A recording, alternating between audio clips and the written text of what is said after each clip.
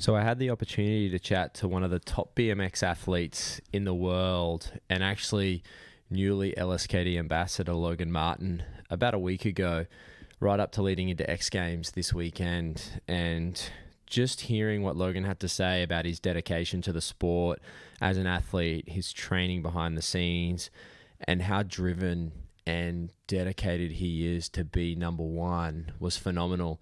It was such an amazing story, and at only 25 and how much he's achieved, and showing that there is no plan B and you have to make it happen if you want to make it in any sport or in any career, was phenomenal. So I'm really excited with the conversation we got to throw down, and I've trained with Logan quite a few times and he is a beast and hard to keep up with in the gym, but yeah, definitely one to listen to. It was a great conversation, and I'm looking forward to hearing all your feedback. And yeah, check it out. Logs, mate, you just come back from how many K run did you just do then? 8.5 this morning. Yeah? Yeah, been trying to get into it a little bit more. So sick. Yeah, trying to do two times a week. So just pretty much just starting to. So almost 16 Ks. Yeah. Yeah, solid. It'll be good. Solid. Bridge to Brisbane practice. Yeah, get ready for a 10K. Well, you're not going to be away for a competition then? Nah, so I have X Games at the start of August, and then I'm back. Oh, perfect. Hopefully till September I'll go away. Yeah. So yeah, I should be here. So it'll be fun. Perfect. And you're going to do the Gold Coast Half Marathon next year? We can do it together. I want to try and start running more so I can actually do longer runs like that. Yeah. It'd be good. Yeah, I definitely want to do a half marathon, and hopefully eventually I want to do a marathon. So that'll be fun. Maybe I'll do that one with you, because half marathon was scary enough. Yeah, we need to train for that though. Yeah, the body breaks down at the 18K mark. Yeah, I bet. Yeah, it starts to hurt. Yeah. That's cool. And I mean, welcome. I suppose we'll jump straight into a little bit of an intro, but today on the podcast, on the Jason Daniel podcast, we've got professional BMX athlete, and actually was new ambassador to LSKD, Logan Martin. So stoked to get him on the show. We've actually trained a fair bit over the last 12 months, and he's a beast, and he knows how to run fast and always smashes me past, and I'm like, damn. So yeah, it's cool to get him on the podcast and kind of have a chat about, his career, what he's achieved, where he's going. The Olympics are coming up. He's just become a new dad, which is exciting because I know that same feeling. So juggling dad life as well in between everything else and being a professional athlete. So yeah, welcome, Logs. Yeah, thank you. It's good to be here. Good to have a chat. Thanks, brother. And we actually got some new soundproofing in the podcast room. I saw that. Yeah, it's a lot more quieter. Normally it's echoey, but it's starting to get a little better now. So we're starting to step it up. Yeah. So mate, you're a new dad. Congrats. Yeah, super exciting. How's Noah? He's doing really good. Yeah. Like the birth was all good. He pretty much straight away just fit into our lifestyle. Yeah. Cool. We're just making it happen. He's 8 weeks old now. And how's Kim? Kim's just got back into training. Yeah. Kim's just so she had a cesarean, so she had about 6 weeks where she couldn't do anything. Yeah, that's tough. About the 5-week mark, she went back to work just to sort of supervise a little bit. Which is a little bit sooner than she should have, but she was taking it easy. And yeah, she had itchy feet. She just wanted to do something, right? She just wants to do something. She can't sit at home. So it's a bit like me. We can't just sit around. We like doing something, which is really cool. 100%. Yeah, but she's doing good. She's handling being a mum really good, and I'm loving it as well. It's really cool. Yeah, it's the best feeling in the world. Yeah, it's amazing. Do you take him to the park a lot? Yeah. So we've been running the lake a little bit. Kim's been coming around and she's walking the lake and jogging the lake a little bit. And he's obviously in the pram with Kim. So and the skate park, does he come riding with you? Yeah, he comes out and hangs out a little bit. So that's cool too. It'd be cool once he can start to understand what I actually do, and he can actually watch and start to roll around as well. He'll come down a little park. You get him those little 3-wheeler trikes. Yeah, I know Henry loves that 3-wheeler trike. Can't wait till he can start doing that stuff. Yeah, it's cool. It happens quick too. Yeah, I bet. The last 8 weeks has gone super quick. It's it's crazy. How's sleep? It's okay. I'm getting a bit more sleep than Kim is. She's obviously up feeding every couple of hours. But he's actually sleeping pretty good as well. As long as he's not hungry and he doesn't need his nappy change, he's a pretty chill baby, which is, it's working out really good. Yeah, cool. It's fun changing those nappies. Yeah. I thought I would, when I think about changing nappy before I had Noah, I'm like, it's probably, I don't really want to change a nappy, but it's my own baby. I don't really mind. It's okay. I don't think I was the same. I think before kids or before Hendrix, I never was a person to pick other babies up or never like that. But then when it's your own, you're like, oh wow, okay, I get what other people are saying now. Exactly, like it's yours. It's it's the best thing in the world. You don't care doing that side of things at all. You actually have your own. Yeah. So it's super amazing. But yeah, and Kim understands that I've got to get a decent sleep in so I can get up and go ride and train and obviously keep doing what I'm doing as well. So she's smashing it. It's really good. Yeah, she's a weapon. That's so cool. She looks amazing at it too. Like she's done a great job. Yeah, bouncing back from pregnancy is tough. Yeah, for sure. And she's obviously she can see in herself that her body's changed a bit, but I mean, she still looks really good, and like she'll get back to where she was. And what mums go through is insane. It really is. It's crazy. And I wouldn't even be talking like this if I hadn't had a little one 16 months ago. So I know the feeling for sure. And I mean, being a professional BMX athlete, and at the same time you're a huge fitness fanatic as well. What's a daily routine for you like? I mean, pre or post baby, like what is a daily routine for you like with training? Yeah, so I don't like just sitting around. I find just sitting around at the house is like boring, and I like always to do something. Obviously you got to have some rest days every now and then, but I mean when I'm home, I like to I ride for 3-4 hours each day. And usually I'll go train in the afternoons at Fit Stop, which is really cool. I've been training at Fit Stop. Which location do you train at? Oxenford. Yeah, cool. So I just moved down the coast more in December. We were training together at Slacks. Yeah, we were training together at Slacks for a little while, which was good. But then moved down the coast a little bit further. So Oxenford was only 10 minutes from me. So that's the closest I've ever been to a Fit Stop. I used to travel 45 minutes to go to Vicky Point when that was the only location. The first one 45 minutes each way, and I just love training at Fit Stop. It's always a good vibe, and it's a great functional side of training. Yeah, exactly. Yeah, definitely. And have you always been into training, like ever since you started BMX, or? So pretty much when I was about 18 and I started actually taking BMX seriously, I figured like I should start eating healthy. I should start working out and actually start focusing more on the fitness side of it as well, because you have to be fit and healthy to do it as a profession, to do BMX as a profession. And I got into just a normal gym, just doing my own little workouts and trying to focus on cardio a lot, and I wasn't really enjoying it as much as I wanted to. So I was obviously going to a normal gym, riding, and then I found Fit Stop when Pete opened up in Redland Bay, the first location. So I went there, and I just loved that. That's what I was looking for, a gym like that, and I really enjoyed that. So I've been training there for about 4.5 years now at Fit Stop,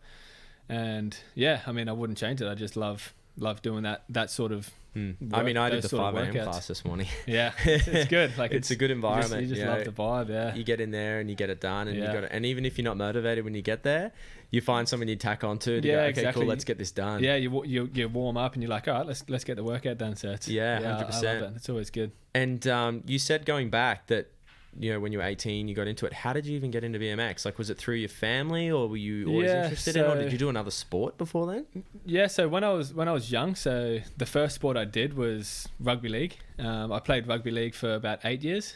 Started when I was 6 till about 13, and then I moved close to a skate park, and my brother started going down there.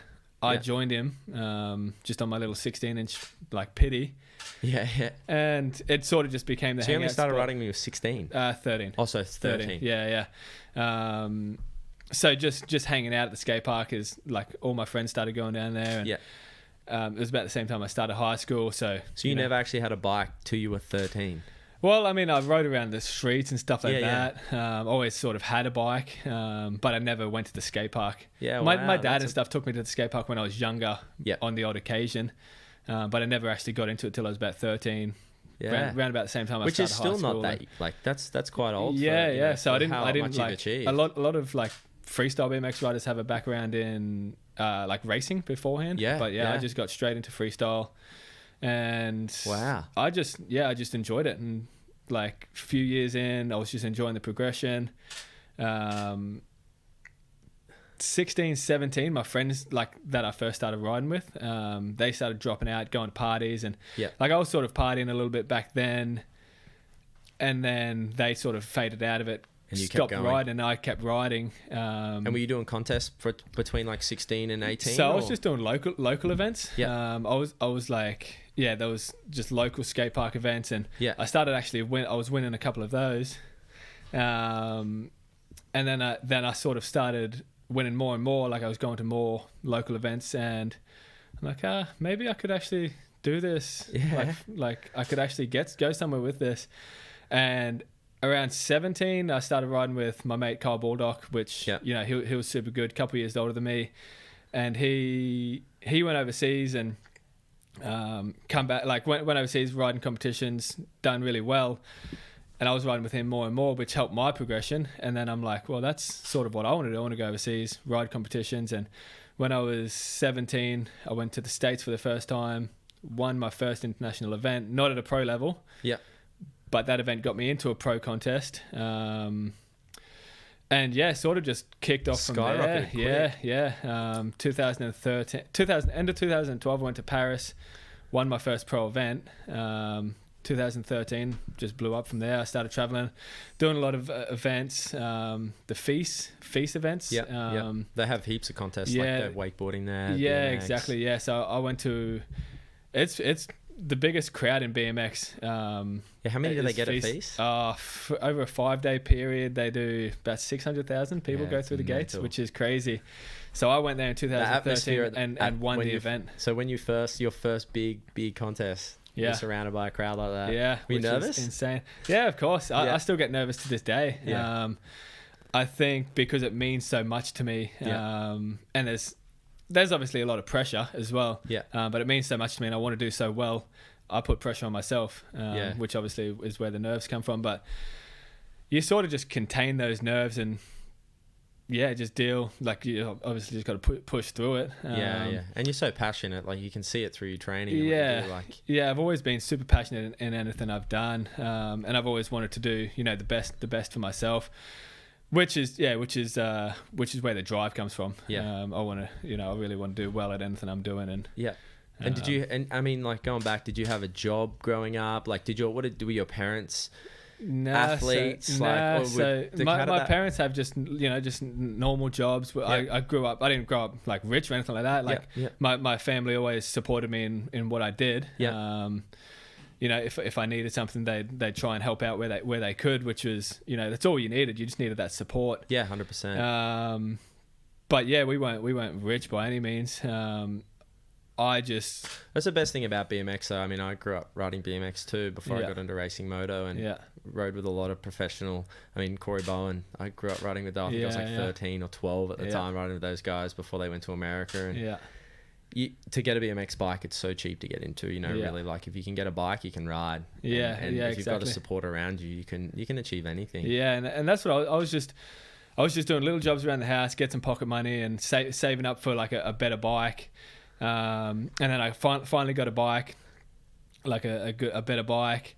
Then if I needed a new part, I'd just save up for the new part. And I guess did you have a job at the time? I didn't. No, I've never had a job. I just That's cool. I just do jobs around the house, and I'd get some pocket money, and that was when I was younger.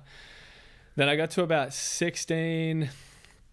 Then I was like, sort of need. Well, when I finished school actually, so 17, I'm like, sort of need to, start looking to get a job or something like that. But I did give myself a year after high school to try and, make BMX a job. And I was doing some shows here and there, so that was sort of getting me by. So you're getting paid to do like demo shows and things like that? Yeah, exactly. So that was helping out.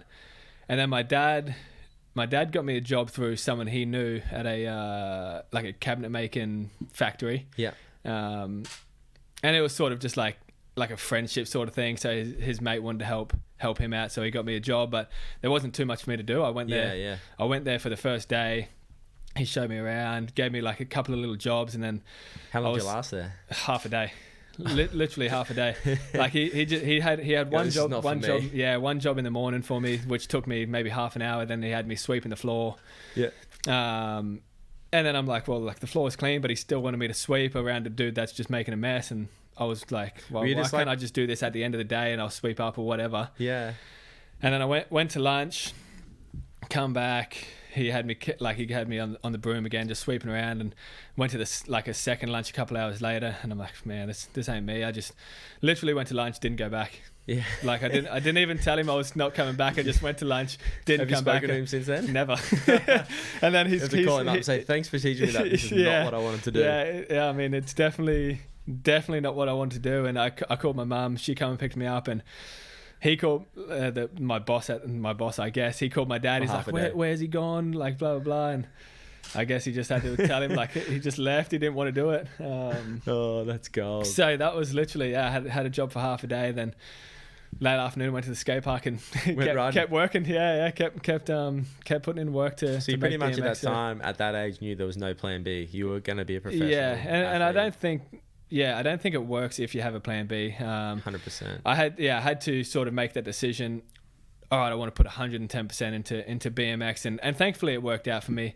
I had another sponsor at that time, which gave me a flight budget, so I got overseas. Yep. And then started riding contests, and it worked out really well because I started winning those events, which paid prize money and exactly. So the first 2 events I went to in 2013, I hadn't had any sponsors except another clothing sponsor. Who was it at the time? Jetpack. Yeah, cool. Actually, I remember that. Yeah. So they gave me a flight budget, which got me overseas. Awesome. And then the middle of 2013, after I had won FIS in Montpellier in France. I remember all that. I remember then. Yeah. So that's the middle of 2013. I had 3 sponsors come on board and start paying me in the middle of 13. Skyrocketed from there. Yeah, exactly. So from the middle of 2013, I was able to just keep focusing on BMX, and so since then it was just focusing on BMX and going to as many how many contests a year do you do? Like, what's your schedule like during the year? It's 10 to 15 usually. The last probably 5 or 6 years has been 10 to 15 events. And I'm just traveling back and forward from Australia.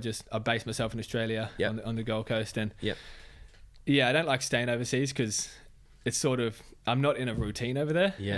I'm just going to the event, and I can't really get into a routine. So I like to be home training in your routine. Back in my routine. I'm really routine with everything I do.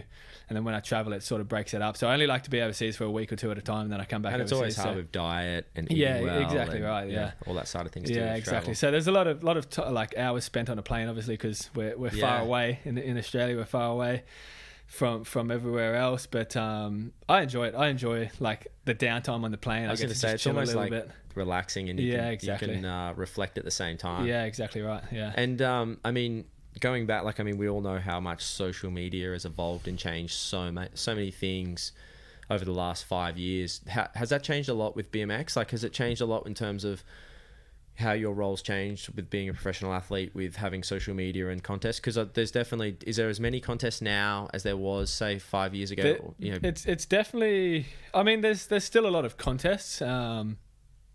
There's not as many important ones, I guess, like that, because we're leading into the Olympics. There's a few events.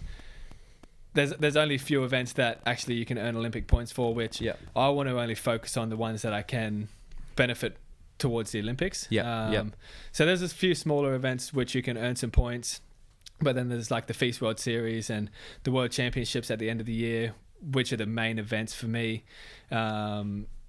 Leading into the Olympics, but obviously X Games is the biggest event for action sports. And does social media play a big part in helping promote? Because I mean, you've got a massive following. You'd be over 650,000 between Facebook and Instagram. That's a big following for what you do and what you achieve. Exactly. And it has just over time become obviously really important to keep up to date. Because you're constantly creating media content. Yeah, exactly. And I just like giving back to my fans, and they enjoy watching what I do, and how I like spend my days. So yeah, which I think is an important part, that. because I mean that's quite unique to what you do. You do put, you know, you put a lot of time into the content you create to share to your fans, to show what you're up to in between. Yeah, because exactly. being 15 contests, you know, there's 52 weeks in a year. Yeah, there's a lot of weekends where you can be out riding and creating content and giving things back to your fans as well. Right. And obviously over the years it's become a really important thing. Social media is the new the new age. So I definitely enjoy trying to grow my Instagram as well, and just showing people what I do on a daily basis. And obviously the feedback I get on my social media is, you know, I love reading all the comments and all the support from everyone that enjoys what I do. So I love like creating content for them to watch. Right. And do you find when you travel overseas it grows because you're doing a contest? It does, and obviously when I'm traveling overseas, it mixes it up a little bit as well. So they're seeing a different part of what I'm doing. It's not just, you know, riding the same skate parks every day. They get to see me perform on a different scale. And obviously I'm in a different country, and my reach goes to different places when I'm traveling as well. So, which is cool. Yeah, so it's really cool. It's now fun. You've just got your new backyard too. Yeah, exactly. With the new setup. Yeah, I did just build a skate park in my backyard. Yeah, that's like a dream come true. Yeah, exactly right. I always wanted to, you know, find a piece of property that I could build my own skate park in and make that happen. And how long did the process take? How long have you thought about this process? Has it been like 10 years in the making? Yeah, so I had two goals when I started BMX, and it was to win an X Games gold medal and buy a house through BMX. Yeah. In 2017, I bought my first house. Yeah. Congrats. 2008. Man. Yeah, thank you. 2018, I won the gold medal. Yeah. At X Games, and then 2018, I also bought my second house, which was really cool. And the second house was big enough to be able to build a skate park in. So. Yeah, about 2 months ago, I built the skate park, and it literally only took 2 weeks. From start to finish. That must be the phone making that noise. So we put a concrete slab down, and once the concrete slab was down, my mate come up, and 2 weeks with a couple of rain days in between, we made it happen. You get done in 2 weeks. 2 weeks, yeah. Yeah, wow. So super quick.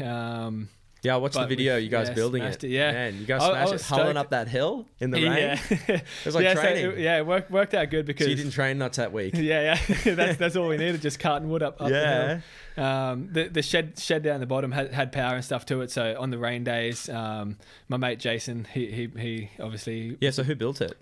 Jason Watts. He's a professional BMXer as well, but he had a background in carpentry, so he's been like building skate parks as well. Yeah, cool. He's done a phenomenal job. Yeah, it's really is good, and he, you know, I gave him a budget to work with, and he stuck with that, and it was super. He was super cool to work with. He, you know, put in the work, he put in the time, and all the way down to the last detail. He just kept smashing it. So even to how you put like the colors you painted it. Everything you put into it. Yeah, making it all nice, because obviously I had a. You know, my close neighbours weren't too stoked with it. Before I built it, we can go into it a bit if you want. I mean, I've had that drama when I was a kid. I had a supercross track in my mum's backyard. I had the same thing, knocking on doors, trying to find out who was complaining to the police, because they'd rock up half an hour later, and you're like, seriously, how am I going to get time to ride after work? Yeah, far out. So I had to excavate my yard a little bit, make it all flat, get the to get the pad, the concrete pad ready. Yeah. So just as we started excavation, I put a letter in like all the close neighbours' letterbox, telling them what I did for a living. You know, if you have any dramas with what I'm building, come and speak to me, or here's my number, give me a call. Yeah. Like, I'm happy to chat and, you know, work out a solution and stuff like that. I didn't hear anything from anyone that was negative. I got a few messages from a couple of neighbours saying, "Oh, I'm excited to see like what you come up with, and we're excited to come watch and blah blah blah." And then I'm like, okay, sweet. Like, no one's contacted me saying they're upset about what I'm doing, so we're good to go. And we did the concrete slab. Then they probably thought another house was going in. Yeah, first. a lot of people didn't have a clue what was going on. But then a neighbor from across the road, which was he's a younger guy, maybe mid 30s. He come over and he's like, "Oh, I just want to let you know, the neighbor next door to me is going around to all the other neighbors saying oh, she wants to get it taken down, and like she's super upset about it and this and that. And I'm like, oh, well, I haven't heard anything from her. Like, why didn't she come speak to me? So I went over there, went and spoke to them, and there's 2 families living in there. So it's like the older couple and then her kids, I guess. Yeah. Which is still, they're still probably mid-30s or 40s. So the older couple is retired, so they're just always at home. But I spoke to the younger guy there, and he's like, yeah, I follow BMX and I know what you do and blah, blah, blah. It's just, we don't want to be looking at it and hearing it and stuff like this. And I'm like, oh, well, you could have come and spoke to me before we started building it and stuff like this. And like, I gave you the opportunity to come and speak to me about it before we started building it. Yeah. Although it wasn't going to change much. Do they realise the cost involved to build something like that? Yeah. I mean, I'm sure they have some idea, but it wasn't going to change much. It would have been good to speak to them. Yeah. Like if they had a concern about it. Well, I mean, it doesn't, like, you don't make that much noise. It really is. Like, it really is. It's not like quiet, riding a motocross bike where you got a sound of either a 2-stroke or a 4-stroke. Exactly right. Yeah. It's really not. And you're riding in the middle of the day when most people are at work. Exactly. You don't even have lights to ride at night. Yeah, exactly. So I have 2 neighbours. I live on a corner block, so I have 2 neighbours on my fence line and then one across the road. Yeah. Which were not too happy about it. The one across the road, I also heard nothing from her. We put the concrete in, and I saw her storming up and down the driveway, taking photos of this, and I'm like, oh, I think she might be upset as well. So I went and spoke to her, and she didn't want a bar of it that day. Like, I tried to speak to her, she didn't want to speak. She was yelling and carrying on, and I'm speaking to her nice, and I'm a pretty respectful guy, but it was hard to. It was hard to speak to her because she wasn't showing me any respect. She's, maybe mid-50s or something like that. And yeah, I guess she didn't want a bar of it, and she wasn't showing me any respect. Any time I went and spoke to her, like I spoke to her about 3 times on different occasions, and she wasn't showing any respect. I'm like, oh, well, maybe it's because I'm young, and she's obviously not happy with what I'm building. But she went to the council. Few of them put council complaints in, and.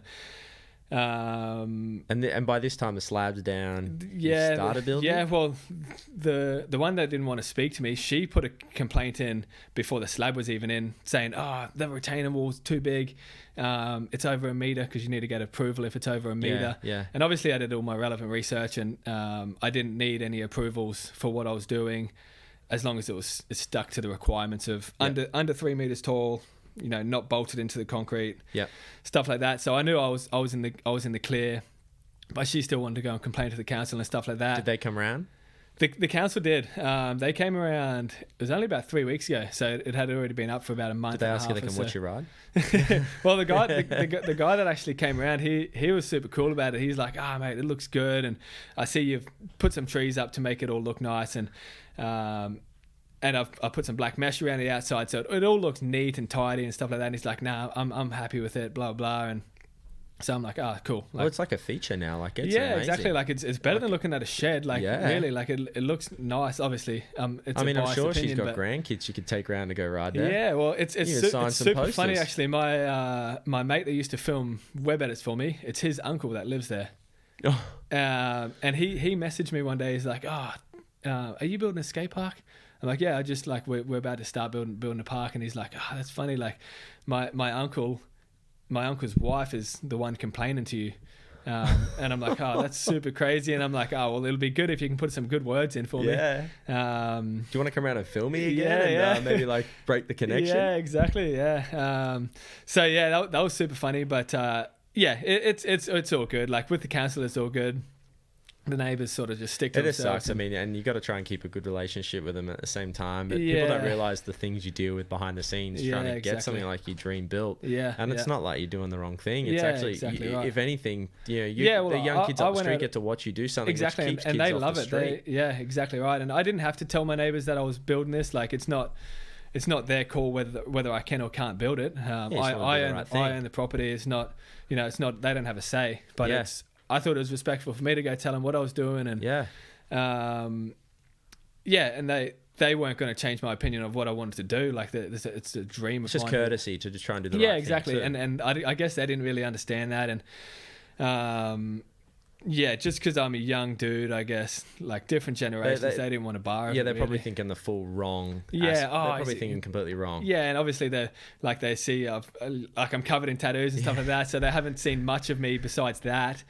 And I'm sure walking around with no shirt on the skate park. Like, oh, this guy. Yeah, exactly. So they're obviously like, yeah, they're just. It's funny because now you got a long sleeve on, you wouldn't even know you got tattoos. Yeah, exactly. Yeah. But yeah, they obviously thought, he's going to be making all this noise and party and have heaps of people around and all this stuff. But you just know you're in bed by 7:30. Yeah, ready to get up and train in the morning or something like that. But yeah, I'm just a dude trying to live my dream and trying to work towards a goal of going to the Olympics. So that's you get those dramas. Hey, yeah. Hopefully it bowls over. Hopefully your mate can come and do some filming and kind of just win them over. Yeah. And I mean, if you don't have to say it, but I mean, what does a park like that cost to build in someone's backyard? If some kid was wanting to build I don't mind. I don't mind saying how much it cost.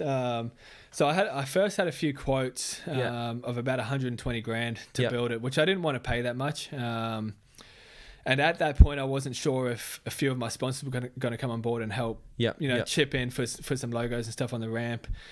So I wanted to get it to a budget where I was happy to pay if my sponsors didn't come on board. So I got it to a budget. It ended up costing 70 grand, just over 70 grand with a retainer wall, the concrete slab, and the ramps as well. And that helped a lot from my mate building the ramps. He was happy to stick within a budget, smashed it out in a few weeks, and so all up with the retainer wall, it ended up being 70 grand. But I also made the concrete slab to a size where after the ramps are gone, then it can be a tennis court. So there's also an investment in that as well. Yeah, great. And then after I started, and then the ramps aren't screwed down either, so they're just removable. Yeah, exactly right. Which is good for the doesn't ruin the concrete. Yeah, as well. Exactly. Yeah.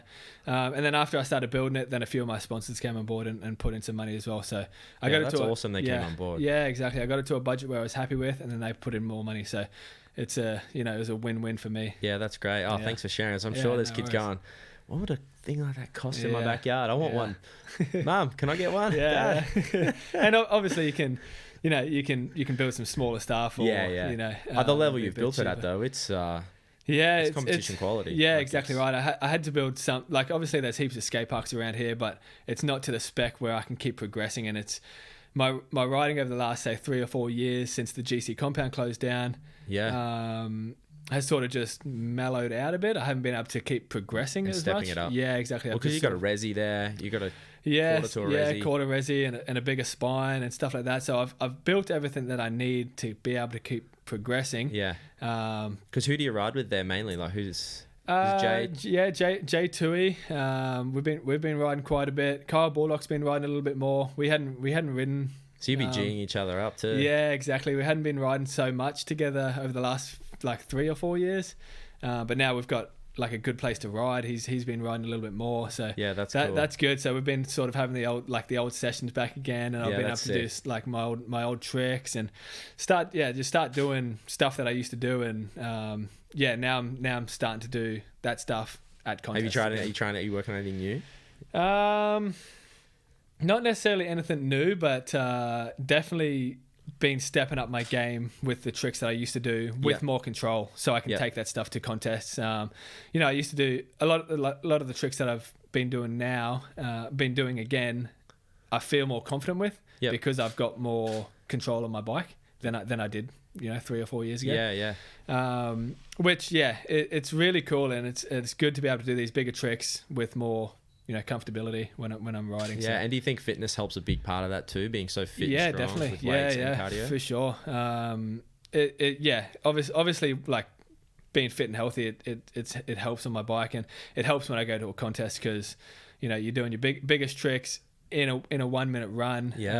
30, 40 seconds in, what's your heart rate get to? Do you know? I really don't know. I haven't tried it out.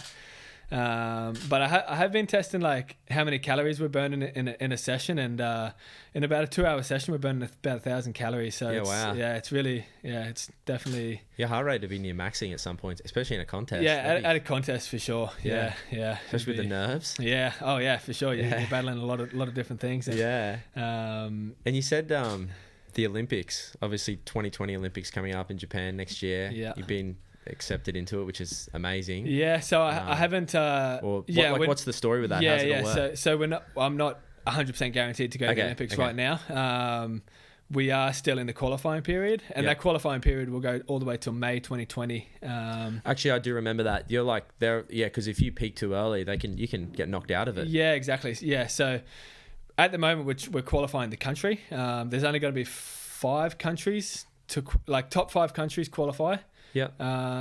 Japan. So only 5 countries will qualify for BMX park. Yeah. So it's super tricky to explain, and I've had to learn obviously over the last year how it all works. Yeah. 5 countries will qualify. The top 2 countries at the World Championships this year that aren't qualified will get a spot. So, say there's a guy from Costa Rica and Venezuela. They're not in the top 5 countries, and they come 6th and 7th at the World Championships. Then they'll qualify their country. Yeah, okay. It's super tricky to explain, but we're trying to qualify Australia first. And then you guys, is it only 2 of you guys? Yeah. So if Australia qualifies first, we get to take 2 people. Yeah. And then the other 4 countries will take 1. Yeah. So you won't. So it's pretty crazy. Like it's super hard to get to the Olympics, and when you get to the Olympics, it's not even the best dudes at the Olympics. Like you're not going to have 2 Americans and 2 Australians at the Olympics. Yeah, wow. Which is super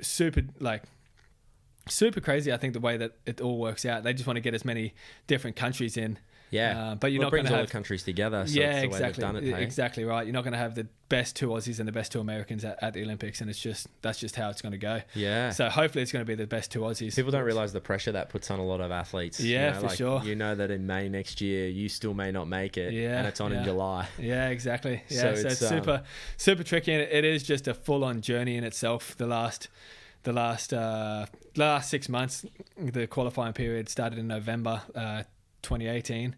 And it goes all the way till middle of 2020. So it's a journey in itself, and it's just based on contest results over the next year now. Yeah, that's cool, mate. You'll crush it. Yeah, I'm doing my best. I'm working as hard as I can to make that happen. And obviously with my skate park now, I can keep up the level of riding, because obviously the level is progressing a lot towards the Olympics. So. And that's through because you're with Cycling Australia as well. Yeah. So I've been with the Cycling Federation of Australia since I won the World Championship in 2017. So they've come on board, and they've helped out a lot. Before we were introduced into the Olympics, we just had to source our own sponsors and stuff like that. But now the Federation of Australia come on board, sponsoring a couple of athletes, so they have physios and doctors, and they cover all that side of stuff, which is really good, and amazing. It helps us a lot. So it's amazing how much BMX has gone to that next level. Yeah, from freestyle it BMX, really is cool, and it's definitely just the new way of freestyle BMX now, and people don't realize being like. Because people probably think of BMX as in a different way compared to race, but they don't realize how much of an athlete you have to be be at that level of freestyle exactly BMX. Right. Yeah, it's not just going to the skate park to ride now. It's you've got to be fit and healthy, and actually treat it like a professional sport, which I've done the whole time. Perception that can get put on it from people. Yeah, exactly right. Because there is a lot of skate parks and stuff like that, and I guess skate parks haven't really had the best image. I grew up at skate parks. I know. Exactly. But it is a professional sport, and I have treated it like that since I was trying to make it my profession. And a lot more people are doing that now, working out and eating healthy and actually training. Yeah, it's great to see that they've done that. It's going to be in the Olympics. Yeah, it's cool. It's going to be really cool. And where's your next trip? So it's X Games coming up? Yeah, so I'll go to America in 2 weeks. I'll go to America for 2 we've And the family's going too? Yeah, so they'll come over for X Games. Yeah. So I'll go overseas for the first week just to go ride Woodward. We've got a little team trip going on there. And then I'll go from Woodward straight to Minneapolis for X Games and meet Kim and Noah over there. Sick. So that's really cool. And I was a bit hesitant bringing them over, just because obviously I need to focus on X Games, and I need to get as much sleep as I can and stuff like that. Imagine Noah's 18th birthday. Yeah. To dad's Went to X Games with Dad when he's not even 3 months old. Yeah, exactly. That's right. So cool. he's only going to be about 10 weeks old when he comes over, and we ended up working it out so that Kim was happy to get her own room at X Games, so I can obviously get as much sleep as I can, and especially in that contest week. Yeah. Just the contest week is the most important, so I can focus on what I'm doing, and she's happy to take a lot of like control for Noah, and less pressure on me, just so I can focus more on the contest, because it's a stressful week. It's not easy. The whole week's pretty stressful and full on, but I'm super excited to have Kim and Noah there. That's cool. Good. That's really cool. And where's your best, like, what's the best place you've ridden, or like your favorite place you've traveled to around the world? Like, what's the number one spot? It can even be Australia, but like, what's the place that you've loved to go to the most, or ride, or what park? Like, where's that spot that's your go-to spot if you could go tomorrow? Probably Woodward. That's always super fun. So yeah, I'm going there in a couple weeks. The Woodward camp is a big, it's a camp for kids. They have BMX, scooters, skate. They have about 7 skate parks all in this one place. Woodward's the place. Woodward is the place, and then they've also got a gymnastics camp in the same place. So do you practice that when you're there? We go and jump on the tramps and stuff like that. Like it's super fun. It's always a good vibe. Well, Kim does gymnastics. Yeah, she's a gymnastics coach. She helping you with that stretching? Yeah. She gives me a lot of stretches and stuff to do like that. Yeah. Which obviously benefits myself. And how long do you spend at Woodward too? Hey? How long? Sorry, I jumped in again. I'm excited. How long do you spend at Woodward when you're there? So I mean, I'll go there for about 5 days. Usually about 5 days is enough for me, because we're riding pretty much the whole day. Woodward's in the middle of nowhere. Because there's east and west, hey? Yeah, and both Woodwards are in the middle of nowhere. So you're out there just to ride, and you're pretty much riding all day, every day. Yeah. So I'll go there for about 5 days, so I'm not too burnt out, have a couple of days rest, go to X Games.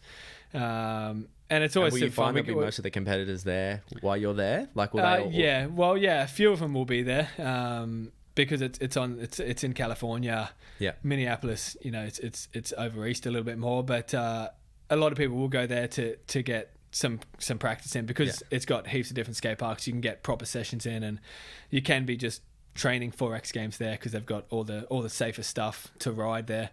So yeah, you'll have a lot of dudes there. Yeah, it's like, people probably don't see like that side of it, but you're friends with everyone in the contest too. So everyone's cheering each other up. Like, what's it like on contest day? Yeah, I mean, there's a lot of like good camaraderie in freestyle BMX. Everyone's cheering on all their mates, and we're all mates when it comes to contest, and you just want to see everyone do as best they can. Yeah. And it makes you like want to do the best you can as well. Yeah. So yeah, we're all just pushing each other, and there's no negative energy towards any of us. We're all pretty much mates. So that's the best thing. It really is cool. Yeah, it's amazing. That's cool. Yeah. That's cool. And I mean, I suppose what you've achieved, because how many medals have you won in total? Like X Games medals, is it 7? So 5. So I've been to 5 X Games. Talking you up too much. Yeah, I know. I've been to 5 X Games events my first 5 X Games event, I won a medal. So first X Games, I won a silver. The 3 events after that, I won a silver. Then I won my gold medal. And then last year in Sydney was my 6th event, which I didn't get a medal. I can go into some excuses there. The weather wasn't that good and stuff like this, but it rained a lot. Yeah. So it was pretty average, but I missed out on a medal on that. So that was my 6th event. So I've won 5 out of 6. I've medaled in 5 out of 6 events. So yeah, I'm hoping to be able to do that in Minneapolis in a few weeks' time as well. Yeah, that's awesome. Yeah. And I mean, if you could give anyone, like any athlete, any young kid coming up through BMX, or anyone trying to make it as a professional athlete, or something they're passionate about as a career, what advice could you give them from Logan Martin? Have fun. Like I always say that, just as long as you're having fun. I enjoyed the progression side of it. So I was having fun progressing, having fun pushing myself every day and learning new tricks. And it just, for me, it progressed over the years. It's not going to happen overnight. I just enjoyed the journey of it, and that's the main thing. As long as you're having fun, enjoying it, it's going to work out eventually if you're pushing, you know, the right way. Yeah.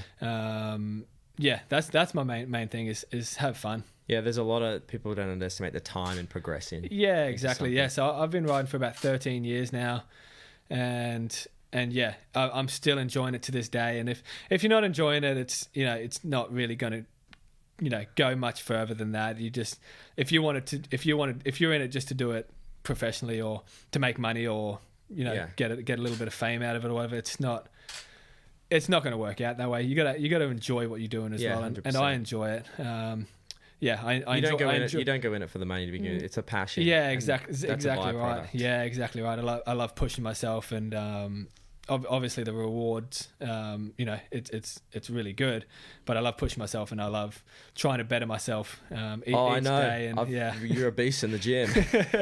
I try to be. Yeah, you're a weapon. Yeah, always put in 100%. Yeah, that's cool. Hey, thanks heaps, bro. It was epic to chat. I mean, we're stoked to have you a part of as an ambassador for LSKD too. I mean, I'm super excited to be working with you guys. We've obviously been talking for a little while now, and we actually made it happen. So I'm excited. Which is cool. I mean, this wasn't what the chat was about, but we're stoked, and everyone's going to see a lot of stuff coming out with Logs and LSKD. We're working on a video today as well, actually, which is cool. Yeah, so can't wait for that. Yeah, you're jumping into some voiceovers as well. So we're stoked, and thanks, brother. Appreciate it. Yeah, no problem. Thanks for having me. No worries, bro.